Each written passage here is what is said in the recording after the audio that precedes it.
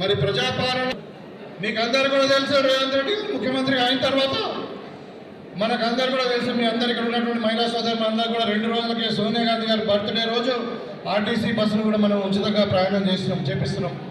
అదేవిధంగా ఆరోగ్యశ్రీ 10 లక్షల వరకు పెంచుకున్నాం. అదేవిధంగా 200 యూనిట్ల కరెంటు కూడా మనం ఇంటింటికి 0 కరెంటు బిల్లు పేరు మీద మనం ఫ్రీగా ఇచ్చుకుంటున్నాం. 500 రూపాయలకి సిలిండర్ ఇచ్చి వచ్చి శంకుస్థాపన చేసుకోవడం జరిగింది. ఈ శంకుస్థాపనలో భాగంగా మనకు వచ్చినటువంటి ఆర్ఎంపీ మంత్రివర్యులు పెద్దలు కోమటిరెడ్డి వెంకటరెడ్డి గారికి, అదేవిధంగా మన విశిష్ట అతిథి అయినటువంటి చుక్కల ఎమ్మెల్యే గారు లక్ష్మీకాంతరావు గారికి, మరి పెద్దలు మన ఉర్దూ కమిషన్ చైర్మన్ తాహిబ్ అంతాన్ గారికి, DCMS చైర్మన్ తారాచంద్ గారికి, మరి నాతో పాటు వచ్చినటువంటి శేఖర్ గౌడ్ గారు, అదేవిధంగా అమృతపూర్ గంగాధర్ గారు, మరి మండల ప్రెసిడెంట్ అందరికీ పేరు పేరున ఇవ్వడం.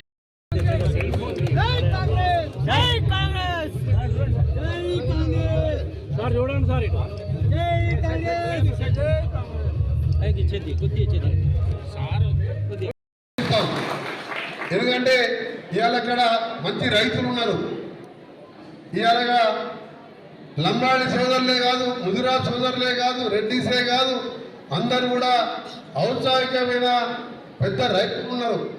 మీ ట్రాన్స్పోర్టేషన్ కావాల్సింది రోడ్డు బాగుండాలి, యాక్సిడెంట్ కాకుండా ఉండాలండి. తప్పకుండా ఆ రోడ్డు ఇచ్చే కార్యక్రమంతో పాటు పంచాయతీరాజ్ డిపార్ట్మెంట్ కూడా మన ముఖ్యమంత్రి గారు మేము క్యాబినెట్లో మాట్లాడుకుని ఒక నిర్ణయం చేస్తాం. అసలు 5 ఏళ్ళకెళ్ళి రోడ్లలో గుంతలంతా కూడా పోడవలేదు. వచ్చే 3 ఏళ్లలోనే పంచాయతీరాజు ఆర్ఎంబి రోడ్లని ప్రతి ఊరికెళ్ళి మండలానికి బీటీ రోడ్, మండలంకి వెళ్ళి జిల్లా కేంద్రానికి డబుల్ రోడ్డు, దాదాపు 12,000 కిలోమీటర్లు మా డిపార్ట్మెంటు, 10,000 పంచాయతీరాజ్ డిపార్ట్మెంట్ ఇవ్వాలని నిర్ణయించుకొని తీర్మానం చేసి క్యాబినెట్లో ముఖ్యమంత్రి గారు ఆదేశాలు ఇచ్చిండు. మీ అందరికీ హామీ ఇస్తున్నాను. ప్రత్యేకించి మీ ఎమ్మెల్యే గారు కోరిన విధంగా మన ఈ కాన్స్టిట్యూన్సీలో దాదాపు ఇంకొక 250 కోట్లు ఇస్తే అన్ని రోడ్లు కూడా కవర్ అవుతుంది. కాబట్టి తప్పకుండా అవసరం వస్తే నా కోటా తగ్గించుకోవాలన్నా సరే మీ ఎమ్మెల్యే గారికి ఇవ్వడం జరుగుతుంది. ఈరోజు భయపడే సమయంలో 50 లక్షల కుటుంబాలకు ఈరోజు 0 బిల్ ఉచితంగా గవర్నమెంట్ ఎక్కువ రోజులు ఉన్నదని చెప్పి అది ఈ మధ్యలో ఇంకోటి మాట్లాడుకుంటూ ఇష్టం వచ్చినట్టు మాట్లాడుతున్నాం.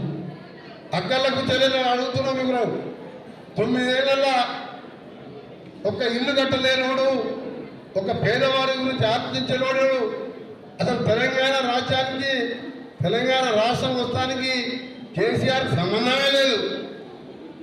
వస్తప్పుడు లింగాపూర్ చౌరస్తా దగ్గర చూసిన కాలుష్యం దిష్టయం చూసి 2 చేతులకి దండం పెట్టుకుంటూ వచ్చినాం.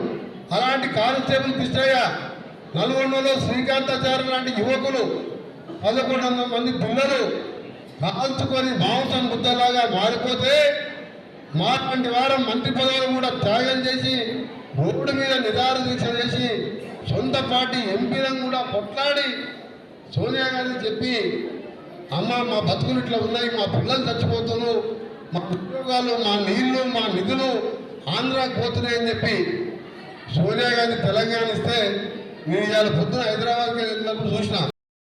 ఈ నెల 14 నుంచి సోనియా గాంధీ పుట్టినరోజు డిసెంబర్ 9వ తారీఖు రోజు మొదటి సంవత్సరం విజయోత్సవాలు చేసుకున్న సందర్భంలో మీ నిజామాబాద్ రూరల్ కాన్స్టిట్యూన్సీకి రావడం, కొంతమంది అక్క చెల్లెలని చూడడం నిజంగా చాలా సంతోషంగా అనిపిస్తుంది.